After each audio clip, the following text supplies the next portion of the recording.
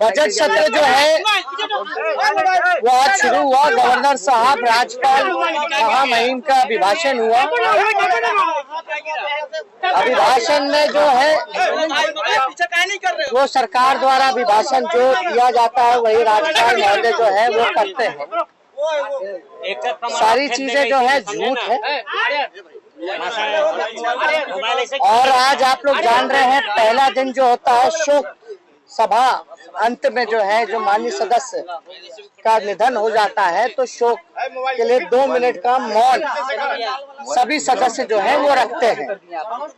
कल के बैठक में हम लोगों का प्रस्ताव था सभी विपक्षी दल का कि किसान आंदोलन में लगभग 260 लोगों से भी ज्यादा किसान जो है शहीद हुए हैं, लेकिन अब तक जो है मुख्यमंत्री बिहार के नीतीश कुमार जी खामोश है, चुप्पी साधे हैं।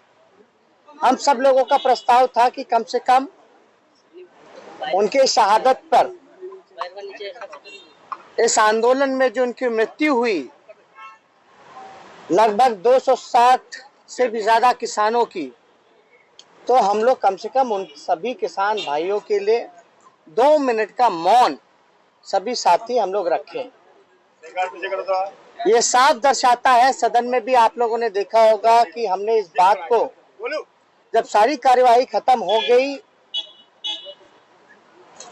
स्थगन करने से पहले हमने स्पीकर साहब से भी कहा कि कल के प्रस्ताव पर आपका क्या है, तो साफ तौर पर जो है नकार दिया गया। यानी ये साबित करता है कि बीजेपी और नीतीश कुमार जी की जो पार्टी है वो किसान विरोधी पार्टी है। बिहार में राज्यपाल ने अभिभाषण में बोला कि धान की खरीद हो रही है, लेकिन कहीं भी कुछ खरीद नहीं हो रहा जिस हिसाब से होना चाहिए। जो 1800 रुपए मूल्य जो होना चाहिए, जो MSP जो होना चाहिए, वो किसानों को उस रेट पे नहीं खरीदा जा रहा है, बल्कि उससे भी सस्ते दामों पर, आधे दामों पर, कहीं 700-800 रुपए में धान की खरीद हो रही है, जिससे किसानों की स्थिति जो है दयनीय होती जा रही है। आप लोग सब लोग जानते हैं कि अगर विपक्ष हम लोग अगर आवाज नहीं उठाते तो ये बजट सत्र जो है मात्र 2 से 3 दिनों में ही खत्म कर दिया जाता। इसलिए हम लोगों ने आवाज उठाई ताकि जनता के सवाल को हम लोग, जो लोकतंत्र का मंदिर है, सभी जनप्रतिनिधि जो है बिहार के 12.5 से 13 करोड़ जनता की आवाज को हम लोग विधानसभा में उठा सके। और आज मैट्रिक का परीक्षा चल रहा है, जहां 10वीं क्लास का सोशल साइंस का पेपर जो है वो लीक हो गया। आप बताइए, विपक्ष के नेता को जानकारी हो रही है कि सोशल साइंस का पेपर लीक हो गया, लेकिन सामने बैठे हुए शिक्षा मंत्री और बिहार के मुख्यमंत्री को यह जानकारी नहीं है कि पेपर लीक हो गया। अब आप बताइए कि कैसे ये सरकार चला रहे हैं जिनको ज्ञान नहीं है। और ये तो बिहार अद्भुत है इस मामले में। कौन सा ऐसा परीक्षा है जिसमें पेपर लीक ना हुआ हो?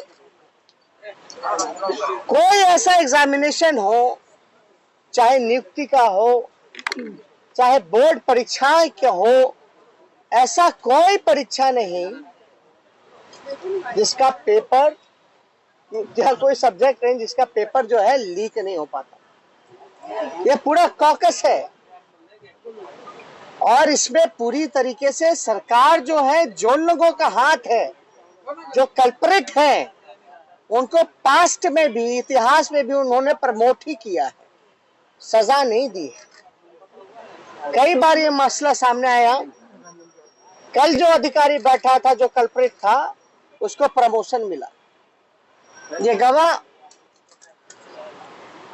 लोगों के पास सबूत है। लेकिन ये क्या ऐसा चक्कर है कि बार बार सोशल साइंस या अन्य कोई परीक्षा हो उसका पेपर लीक करता है? तो कोई ना कोई जवाबदेही तो बनेगी। अब हमने सूचना दिया तो कम से कम एक नैतिक जिम्मेदारी होने के नाते मुख्यमंत्री को सदन को एड्रेस तो करना चाहिए था, बताना तो चाहिए था कि उनको सूचना क्यों नहीं मिली। अगर सूचना थी तो उन्होंने छुपाई क्यों, क्या कार्रवाई की। ये तो हम अपने बिहार के छात्रों छात्राओं के भविष्य के साथ खिलवाड़ कर रहे हैं। हम अपने भविष्य के साथ, आपके भविष्य के साथ बिहार सरकार जो है खिलवाड़ करने का काम कर रही है। इसलिए हम लोग चाहेंगे कि इसकी जो है कड़ी जांच हो और जो लोग भी इसमें इन्वॉल्व हैं, सरकार जो है जवाबदेही जो है वो तय करनी चाहिए। और हमको तो पता है कि नीतीश कुमार जी की अंतरात्मा जो है बंगाल के खाड़ी में डूब मरी है। अब अंतरात्मा जागने वाला नहीं, नैतिकता जागने वाला नहीं है। अब वो राज्यपाल आवाज जाकर के इस्तीफा नहीं देंगे, उनका शर्म मिट चुका है, आंख का आंसू जो है वो सूख चुका है। उनको चिंता बिहार की नहीं बल्कि उनको चिंता अपनी कुर्सी की है।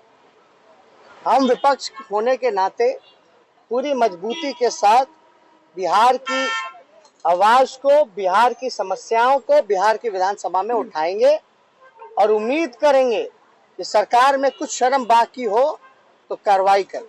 बहुत बहुत धन्यवाद।